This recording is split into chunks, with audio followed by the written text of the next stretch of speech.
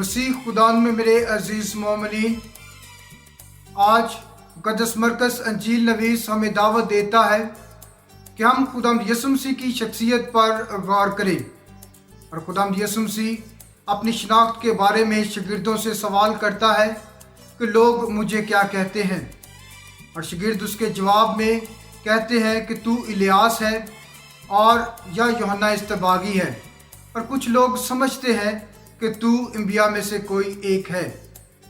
پھر خداوند یسوع مسیح شاگردوں سے مخاطب ہو کر ان سے پوچھتا ہے کہ تم مجھے کیا کہتے ہو؟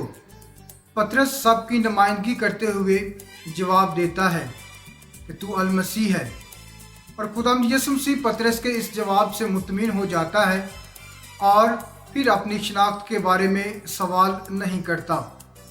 خداوند یسوع مسیح یوحنا اصطباغی اور الیاس کی طرح نبی تو ہے، لیکن ان سے بڑھ کر ہے، اور ہمارے خیال اور ہماری سوچ ہمارے ایمان کی عکاسی کرتے ہیں کہ جو کچھ ہم ایمان سے حاصل کرتے ہیں اسی کے مطابق ہم عمل بھی کرتے ہیں، کہ بائبل مقدس میں ہم پڑھتے ہیں کہ ایمان بغیر اعمال مردہ ہے۔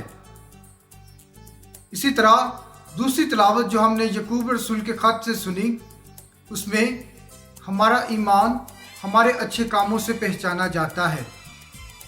اسی طرح انجیل میں ہم نے سنا کہ پطرس اپنے جواب سے مطمئن تو ہوتا ہے کہ میں نے درست جواب دیا، لیکن اس کے خیالات بالکل ہی مختلف ہیں۔ وہ خداوند یسوع مسیح کو ایک شاہانہ بادشاہ سمجھتا ہے، اور وہ چاہتا ہے کہ وہ تمام مخالفین کو ختم کر کے خدا کی بادشاہی کو قائم کرے، لیکن خدا کی ایسی شناخت نہیں ہے۔ لیکن خداوند یسوع مسیح اس دھرتی پر بڑی عاجزی، حلیمی، انکساری اور فروتنی کی زندگی بسر کرتا رہا ہے۔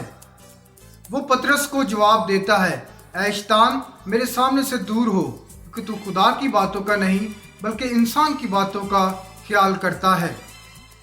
خداوند یسوع مسیح نے اپنی اعلانیہ زندگی اور اس سے پہلے کبھی کسی کو شیطان کہہ کر نہیں پکارا، لیکن آج اپنے ہر دل عزیز شاگرد کو شیطان کہہ کر پکارتا ہے۔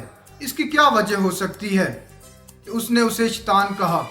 کہ پطرس کے جو خیالات تھے وہ خداوند یسوع مسیح کے خیالات سے بہت ہی مختلف تھے، اس لیے خداوند یسوع مسیح اسے شیطان کہتا ہے۔ خداوند یسوع مسیح کی زندگی ہم سبوں کے لیے ایک نمونہ ہے، جو آج اشعیاء نبی کے صحیفہ میں سے ہم نے سنا ہے کہ وہ غمزدہ خادم کی تمثیل پیش کرتا ہے۔ وہ خداوند یسوع مسیح کی زندگی دکھ اٹھانے، مرنے اور جی اٹھنے کے بعد ہم سبوں کو ایک نئی زندگی عطا کرتا ہے۔ اس لیے چاہیے کہ ہم اس غمزدہ خادم کی اس تمثیل کو، اس کی اس زندگی کو اپنے ذہن میں رکھیں اور اس کے مطابق زندگی گزاریں، کیونکہ مسیحی زندگی کانٹوں کی سیج ہے، اتنی آسان نہیں ہے۔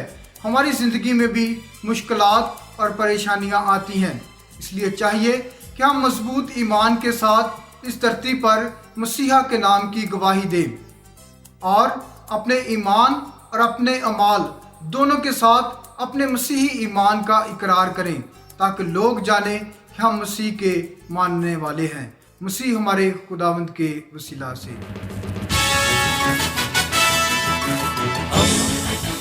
دوستی کا پیمبر، ریڈیو ویریتاس ایشیا۔